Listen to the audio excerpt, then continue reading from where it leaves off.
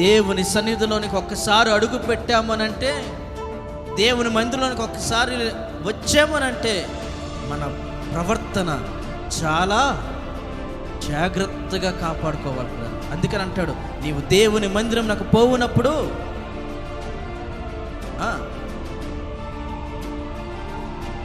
నీ ప్రవర్తనను సినిమా హాల్లో కూర్చున్నట్టు కాదు, కూర్చోకు. దేవుని మందిరంలో నీకు ఎప్పుడు ఫోన్ వస్తే అప్పుడు మాట్లాడుకోవడానికి, నీకు ఎవడు మెసేజ్ చేస్తే ఆడికి రిప్లై ఇవ్వడానికి, నీకు ఏ బెట్టింగ్ చూస్తే ఏ మ్యాచ్ ఎంత స్కోర్ అయిందో చూసుకోవడానికి, ఏ గేమ్ కాంటే ఆ గేమ్ ఆడుకోవడానికి. ఇది సినిమా హాల్ కాదు, ఇది ఏంటిది?